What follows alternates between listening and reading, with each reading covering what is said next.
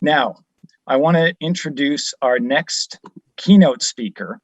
And as I do, I want to acknowledge that not only is he one of the leading analysts in our industry, but he's not afraid to ask the tough questions. He's not afraid to be as diligent as needed to really get an assessment of the companies, the players, the trends, and the changes that are happening in our industry, and they're happening very quickly.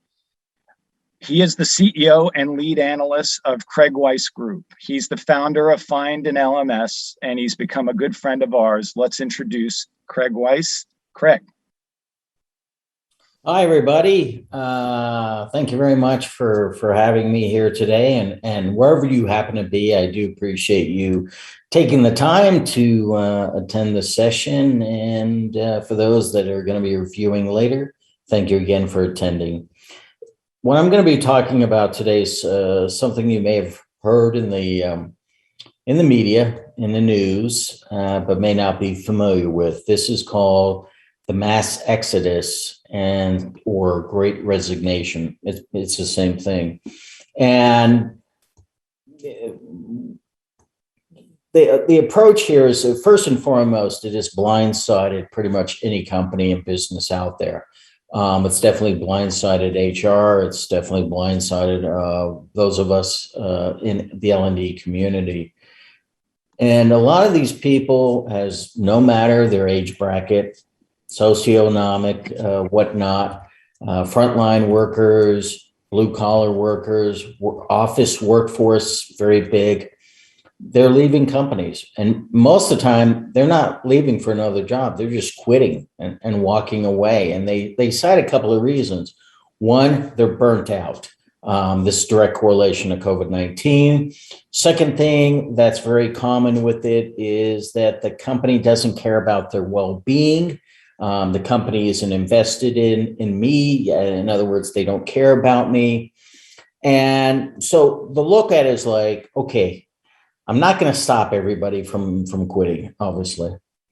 But what can I do from an L&D standpoint? What am I currently doing that's not taking care of these questions or these challenges? And then what can I do to change that option, or give them and let that employee know you really do care. Let them know. And everybody always says, well, we really care about the employee. We really care about the employee. And that's a great talking line. But when it comes to online learning, e-learning, what are you actually doing to reinforce that? The really big thing is wellness. This is going to be very big in 2022, excuse me. This is going to be huge, mental wellness and well-being and having that content around. But let's take a look at some things that people are doing today and think back to that question is, the company doesn't care about my well-being. The company doesn't care about me. So what are the current trends? Skills driven by job role. Everything seems to be with L&D in the L&D community when they're using a learning system, and the content, whether it's purchased third party or it's their own stuff, it's assigned. Everything is skills. Yes, let's learn a skill, but oh no, it's got to be specifically for that job role. Is it available for any other? Nope. It's just those skills related to that job role and only that job role. Are you doing that? Virtual webinars and sessions that are covering topics that are not resolving those issues or those concerns, right? It's again, how to be a better accountant, how to be, more oriented to understanding the culture of the company. When you're onboarding, what are you providing then? Here's the company culture. Here's how the company does business. Here's this. Here's how to do the basic things. Okay.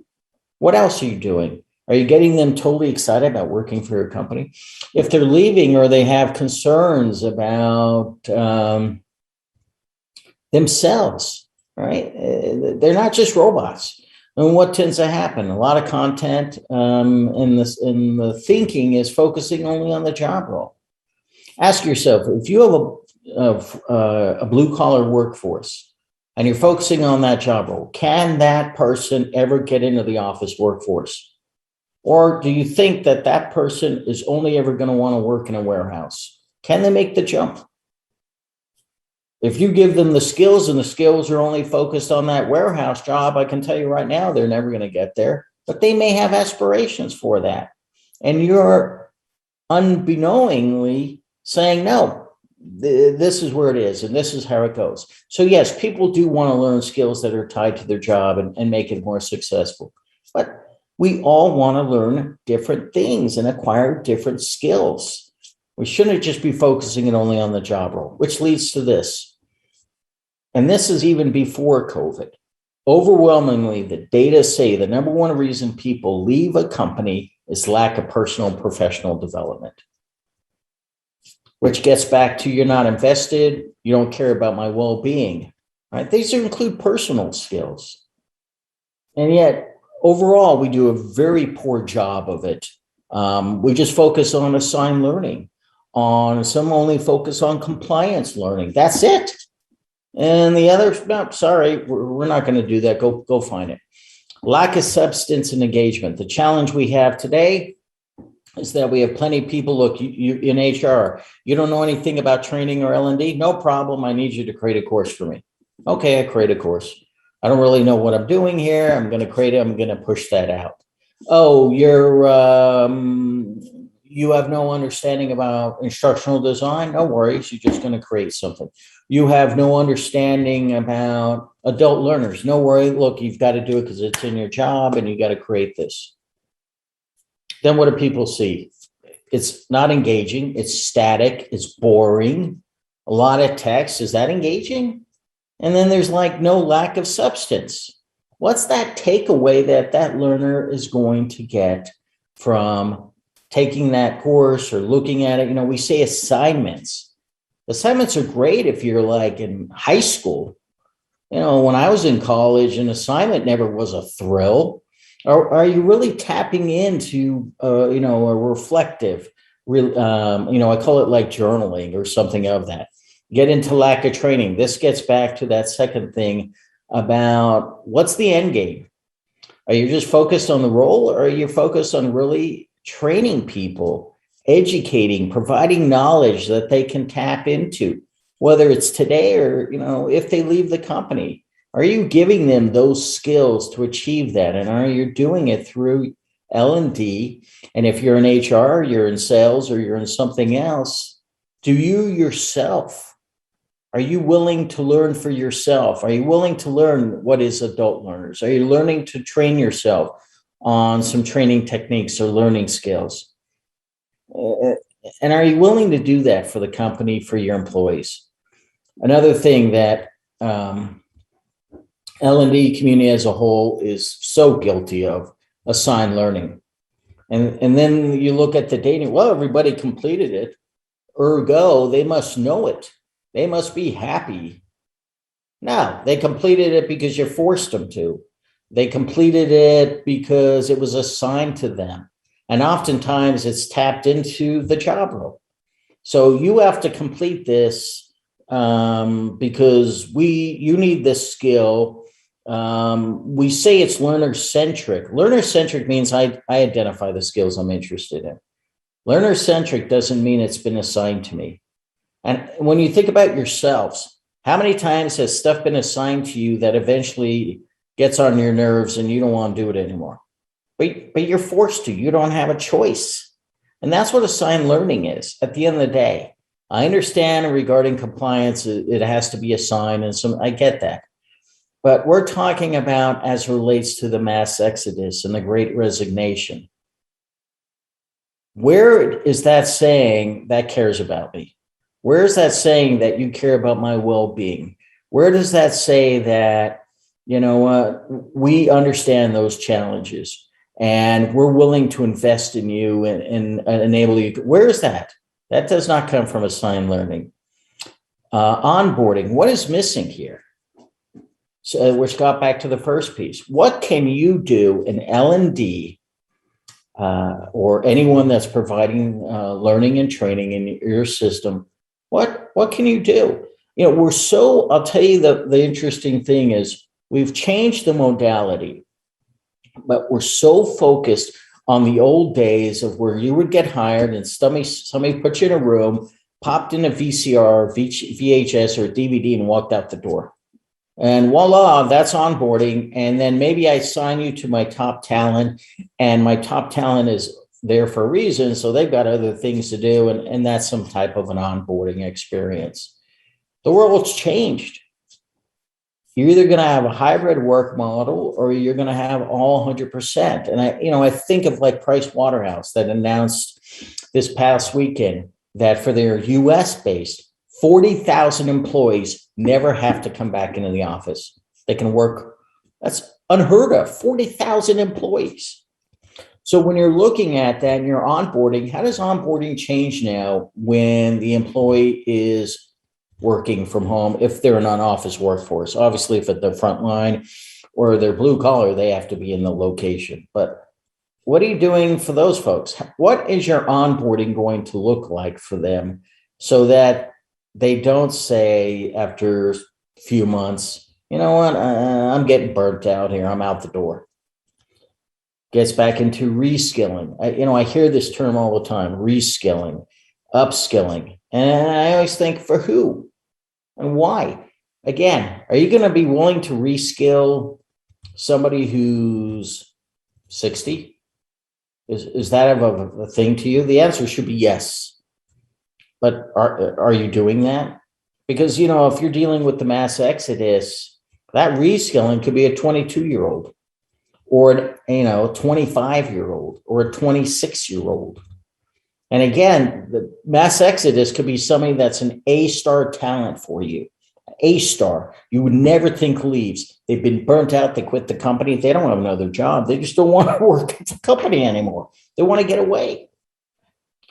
Where's your reskilling going to be?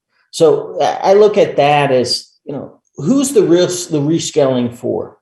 Because if you're going to reskill somebody, what is the benefit that they're going to get out of it, right? Adult learners always want to know what's in it for me. So what am I getting out of that if you're reskilling me to a job that may not be around in 2 years? Or for me, that may not be around. So reskilling to me also means, I think, including personal and professional development. That's what reskilling to me is. I believe you need those personal skills. That's that investment. I care about you, right? We're all talking about well-being. I can't emphasize that enough. It's going to be big, in there. I think of this one company, they got a $5 billion valuation, unheard of.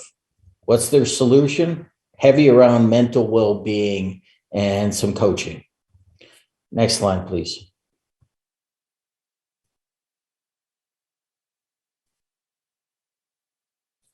Okay. Another approach, online learning is driven by, this is where I want you to think. So, without fully regurgitating the slide here, this is where you should be looking. What happened before COVID is gone. Don't think that it's a blip and everything's going to be back to their normal in 22. You're learning on the way that you did your learning, on the way you did your training for your employees. Pre-COVID is gone. A lot of people were heavy around instructor-led training. That's not coming back.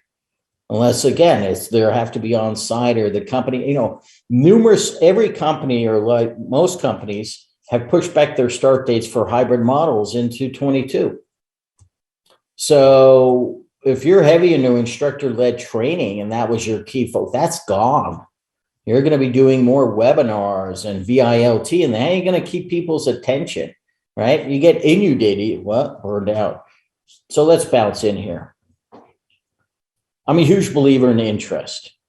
And there are people that think skill, but you can have an interest in something that has nothing to do with a skill. Let's say, look, hey, you go, hey, Craig, this sounds interesting, but you're too way out there. There's no way we're going to get this. You got to be kidding me.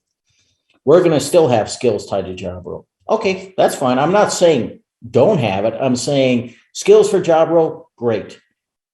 I can also learn other skills, is what I'm saying here, right? So yes, you have skills tied to job role that's relevant to them, but don't have it as this way and no way. Skills for job role, you can also learn other skills that are kind of related to it, and you can have interest. You may have an interest in yoga. You may have an interest in yoga. Is that available today in your content? Do you have that available for people to take? I'm going to guess 99.999% of you, the answer is no. Because who would think that way? Well, yoga is an interest. Mental well-being, right? Wellness gives them value. I can go and learn that. You don't want somebody to say, well, just go on YouTube. Just go here. Then why would I want to stay at your company? You don't care about me. You're just telling me to go to YouTube or go to Coursera, Udemy or something. I pay for that, or LinkedIn. I'm going to, here's that. Oh, you know, those webinars, we're going to have a series where we're going to do Pilates training or something, and you can tune in on your device. And that's part of our well-being, our value add to you. Hey, you know, I'd really like to learn that. Or I have an interest in something else, and you just put content for that. You know, you give them that opportunity, right? Because we all have interest, and the interest is not necessarily the skill we want to learn. I have an interest in, I'll admit it, in history in England. I never lived. I don't know why. I have a fascinating interest in Rome, ancient Rome. Is that a skill? No, but I have an interest in it. And if I have an interest, that also means I'm more likely in being more excited because my interest is tapped into it. Who says that you can't offer content that's a variety of magazines? There are providers that offer that. Now you're giving them another value add. It doesn't seem like, wow, you know, they're working for the company and it all has to be company related. Who said that? We just always have done that. And it's clearly, if people are leaving, COVID-19 has caused all those things. Some of that stuff has been around, you know, no investment in me, you don't care about me. I hear that all the time, even before COVID. It's worse now. And you hear more and more people are just saying, you know, I'm burnt out. I can't take it anymore. And what we say is, okay, we'll give you a thing about how to deal with stress. That's not what they're talking about. So you're going to tap into the interest. And here it is again, that ties into two, you know, the virtual yoga, the Pilates session. I just use these. It could be whatever. Maybe you have once a month cooking. Hey, we're going to offer this to anybody. You can come and learn how to cook pasta, and we got so-and-so to do it. Or maybe you have it where your employees put together something that's like the best way to make pasta or something. You put it up. It's different. It's unusual. But who says it's wrong? People like to cook. You know, this is why these cooking shows are popular. This is why I see it all over YouTube. And the people that don't know how to cook like to watch how to cook. Why can't you have that in there? Why can't, instead of having a coach that focuses only on the person's job role, you have a coach that's based on, you know, enhancing life experience or something of that nature? Our coaching today is just focused on anything related to the job or to be a better leader. And so if you identify somebody that's a potential leader, you get them a coach. Not everybody wants to be a leader. Plenty of people want to be what I call a worker bee. Where do they slide into there? You know, take a look at life coaches. Again, this is related to the mass exodus and the great resignation. And these are trends. These people are quitting. But think how many people are not quitting that think this exact same way. And the data shows it's a lot of people. And it has nothing to do with the industry or the vertical or where they're located or in the world. It has nothing to do with that. It has everything to do with COVID-19 and the ongoing thing. So, you know, coach on topics that are just not job role and skill related. Adapt new learning methods that engage and not stifle. This is very difficult because we're used to a modality that was very successful. We can argue successful, you know, in the 60s, 70s, 80s, and 90s. And look, we've just moved it online and it's going to be successful. It's got to change. It's got to change. You know, prior to I think of like Google, right? Google's been around since 1995. Most people don't really, they think it's recent. But look at a smartphone, right? When did smartphones really come out? Around 2010, 2011, 2012. What were we using before? Flip phones. You know, there's a data point out there, we'll have to see if it comes true, that the kids today, they're 13, 14, 15 years old. There's some data out there indicating, I don't know if it's going to happen, that they're going to want to go back to the phones that aren't smartphones. Now, I don't know if that's really going to happen or not, but there is some data points. That said, the point is that things are changing. And so you need to adapt to new learning methods. I'm a big believer in digital coaching, virtual coaching. You know, if you're going to do skills, it's some skills validations, not assessments. Assessment, people don't even like the term. It's sort of skill validation. It's interest validation. It doesn't even have to be that. You give them boot camps. You give them sims for them to go in and solve complexities and do all these other things rather than a click. What would you think? That's boring. You know, people see that like when they're taking a test. And that's not what it's about. And you have to change that idea of that method. I think too many people focus on like, oh, we'll go back to Kirkpatrick. I'm going to guarantee you the majority of your audience have no idea what you're talking about.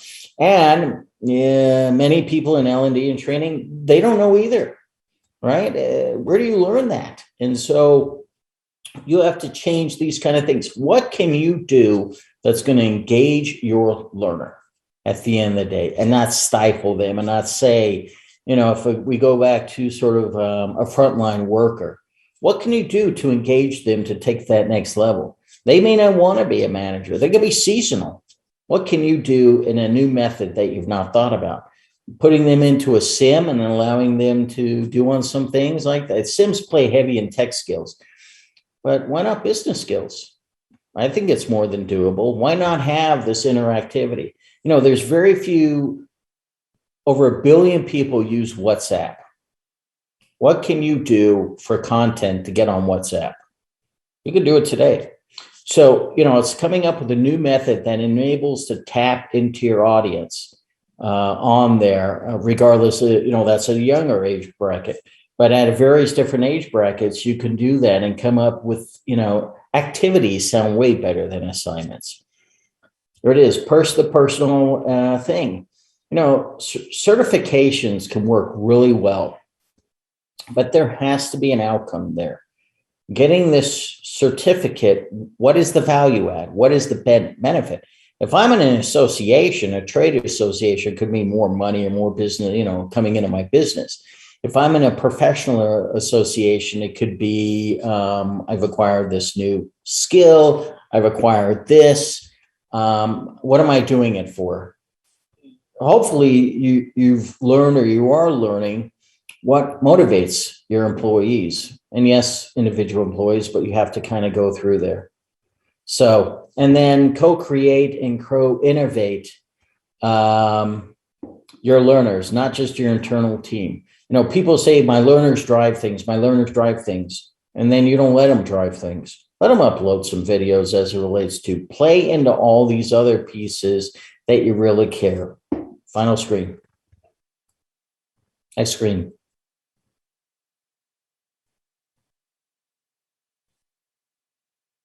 There we go. Finally, are you really focusing on your employees? And again, I'm not going to regurgitate here, but who are your employees? How can you tap in to get them to retain the knowledge, to get synthesis is what you want here. You know, there's too many companies, they focus on, well, they comprehend. How do you really know? Well, I'm giving them an assessment afterwards. What about 6 months? What about 9 months? You know, if you don't have that time and that mass exodus, are you bringing in life coaches? What are you doing here? Are you offering them opportunities to get an executive education? Do you have an executive education program available today in your system?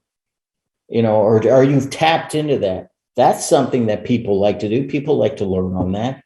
Do you have it with something else, a community college or something like that? Are you allowing your employees to do have like a side thing? It could be done as a tenant. You can do it in the AdCast platform. You have as a separate tenant. This is for people that, hey, you know what? You have a partner, a family member, something you want to take some content, go right ahead. And you have it as a separate tenant so the data isn't impacted to your other data points because it's in this separate silo tenant. And it's just for them, and they can allow other people to take it. And you offer some of these other kind of life skill courses and content. You know, a blue collar employee is not going to be able to afford to go to community college or go with college. You're going to give it to them for free here on some topic. I've seen this firsthand. I've experienced this firsthand with employees. They love it. Because you allow them, they're giving it to family members. And I've had blue collar workers, people that could not afford, they graduated high school, they couldn't afford college. They got access to some courses that were just all over topics. You'd think they was, well, they're only going to be in the, they loved it. Absolutely loved it. Woman one time was crying in my office, thanking me. So it does work, and people will, they don't know where to go to get this stuff. And you're giving some an exec education program that also taps into that well-being that we really care about you. We want you to be successful. Again, it kind of comes back into the investing.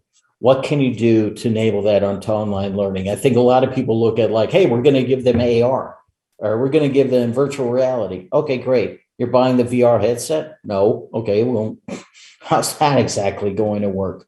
We want them to figure out the technology. Learning technology is only as good as the people understanding and be able to use it. It's not should be used for like, hey, it's the coolest new. I'm an early adopter, but I'm not gonna. Some of that stuff I want to give to my workforce. Defined again. Learner-centric sounds fantastic and nice and wonderful, but what does it really mean to you? What can you do to enable your employees to get that true experience? Can they truly drive learning? Can they truly drive the content and provide it to other learners, other employees on the system? Or are you driving it and then they get a little bit here and a little bit there, or they don't get anything at all? Technologies, what are you incorporating to engage your workforce? Again, various different social media things. Are you tapping into those? They all have APIs. Every one of them. You could do WhatsApp, you could do Facebook Messenger, you could do such and so forth. You could do Instagram that people are tapping in. That's at the younger generations, at the older generations. I mean, there's all types of things that you could be tapping into. There is technology. I talk about these. There is technology. There's platforms. That's all they do. You could tap into this, and I'm not talking about getting on a bike to Peloton or something. I mean, there's other things they can do. All these other types of learning technologies. Maybe it's text to speech that you're going to tap into. You see it on all these kind of sites right now. You can either read the article or you can click and listen to audio. Do you have that ability? Are you tapping into podcasts? Are you doing all these other kinds of things for these tech? These are all technologies. It's not just about Salesforce. You've got to look at other things to get into people. And again, I think an expert piece kind of thing would really work to give people to go to it. And then transformation. This is the big final piece. Are you willing to actually do it? Because I know firsthand people think, wow, this is great. I can take this. I'm going to take this piece. Then I go back and I start really thinking, nah, I can't do it. I got all this other stuff. I'll get to this next year. And then, hey, I'm losing all these employees. That's okay. I'll just get new ones. How far are you willing to go to transform your learning so that somebody does care? Because somebody says, you know what, they are investing in me and I want to stay. This company really does care about me. How much are you willing to transform that? I have great well-being. They care. They really care about me and maybe whoever else. And they make it feel like a family. That's what you want. You want them to really enjoy working, and learning plays that huge role, right? Personal, professional, all that other things. So how much are you willing to transform your learning to face the challenges of today in the mass exodus and great resignation? Thank you. That's great. Thank you so much, Craig. And I know we're out of time. I do have to slip in a 60-second question because folks have been asking this.